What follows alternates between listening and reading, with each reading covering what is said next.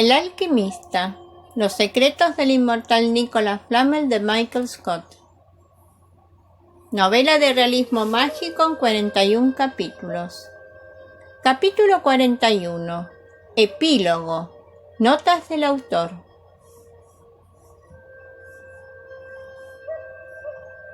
Nicholas y Perenelle Flamel fueron personas reales, como el Dr. John Dee.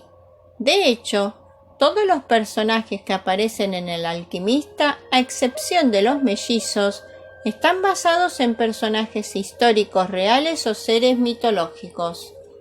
En un principio, cuando concebí la idea sobre la que basaría El alquimista, pensé que el héroe fuera el Dr. John Dee. Desde siempre he sentido una profunda fascinación por el Dr. John Dee.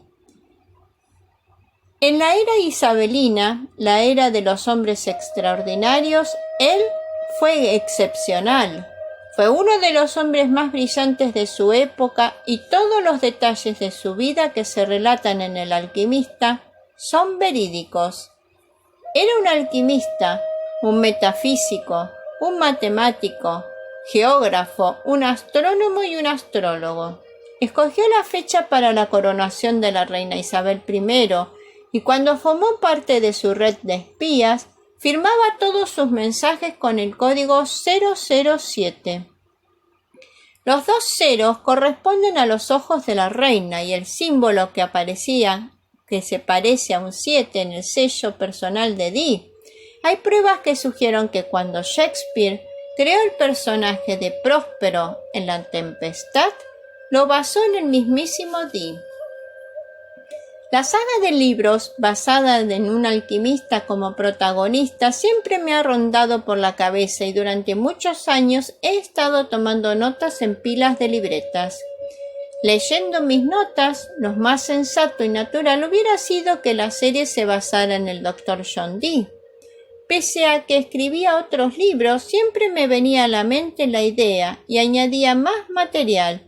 Reunía las mitologías del mundo e intentaba crear un contexto histórico y un fondo perfecto para todas las historias.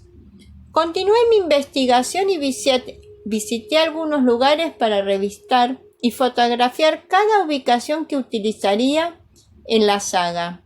Cada historia empieza con una idea, pero son los personajes quienes moldean esta idea y la llevan adelante. Los personajes de los mellizos fueron los primeros que creé.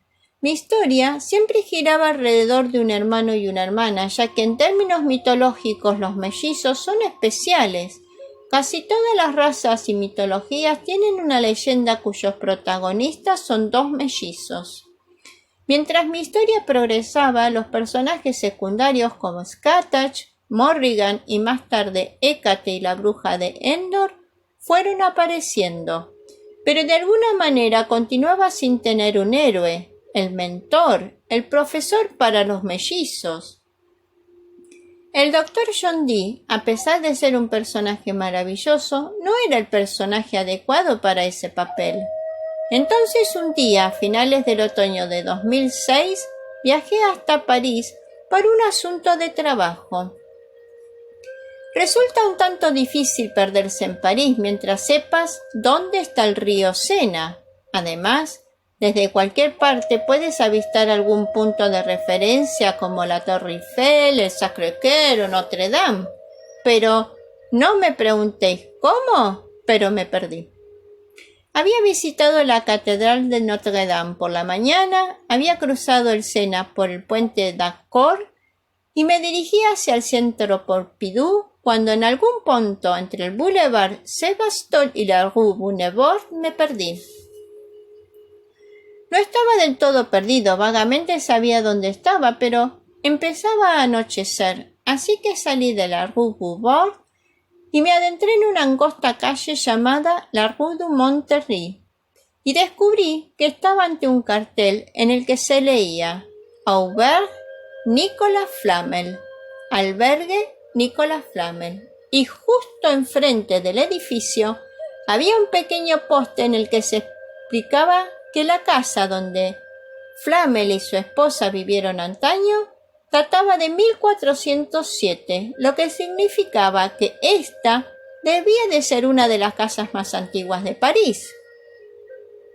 Entré y encontré un acogedor restaurante donde decidí cenar esa misma noche.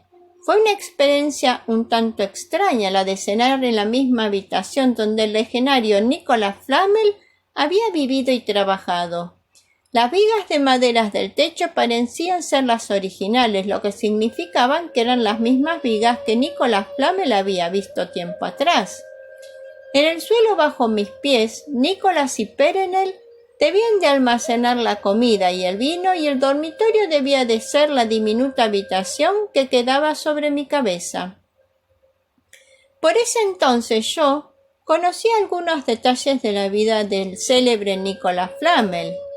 Dee, quien había poseído una de las bibliotecas más extensas de Inglaterra, tenía sus libros y habría estudiado sus obras. Nicolas Flamel fue uno de los alquimistas más famosos de su era. La alquimia es una curiosa combinación entre la química, la botánica, la medicina, la astronomía y la astrología. Tiene su propia historia larga y distinguida, y se estudiaba en la antigua Grecia y en China, y uno de sus argumentos forma la base de la química moderna. Al igual que con Dee, todos los detalles que escribo en El alquimista sobre Nicolas Flamel son verídicos. De él existe más información no solo porque tenga sus propias obras publicadas, sino porque mucha gente escribió sobre Flamel mientras éste vivía. Nació en 1330 y se ganaba la vida como librero y escribano, escribiendo cartas y copiando libros para clientes. Un día compró un libro muy especial, el libro de Abraham. Este, también, existió en la realidad, y Nicolas Flamel nos dejó una descripción bien detallada del libro de encuadernación de cobre y escrito sobre lo que parecía ser corteza de árbol. Junto con Perenelle, estuvo más de 20 años viajando por toda Europa intentando traducir el extraño lenguaje en el que estaba escrito el libro. Nadie sabe qué le ocurrió a Nicolas Flamel durante el viaje, pero de lo que no cabe duda es que cuando volvió a París a finales del siglo XIV, se había convertido en un hombre extraordinariamente acaudalado. El rumor enseguida se extendió por la ciudad. Se decía que Nicolas había descubierto dos de los grandes secretos de la alquimia entre las páginas del libro de Abraham. El primero, cómo crear la piedra filosofal que convierte metal en oro, y el segundo, el secreto de la inmortalidad. Nicolas y Perenelle jamás confirmaron los rumores ni tampoco explicaron fuentes de sus riquezas. Pese a que Nicolas y su esposa llevaban unas vidas tranquilas y sin grandes pretensiones, el matrimonio donó mucho de su dinero a actos caritativos. Además fundaron hospitales, iglesias y orfanatos. Los archivos relatan que Perenelle falleció primero. Nicolas pereció un poco más tarde, en 1418. Se vendió su casa y los compradores la saquearon mientras buscaban algunas de las riquezas de la familia Flamel, pero nunca se encontró nada. Al cabo de un tiempo, a altas horas de la madrugada, las tumbas de Nicolas y Perenelle Flamel fueron profanadas, y fue entonces cuando se descubrió que las tumbas estaban completamente vacías.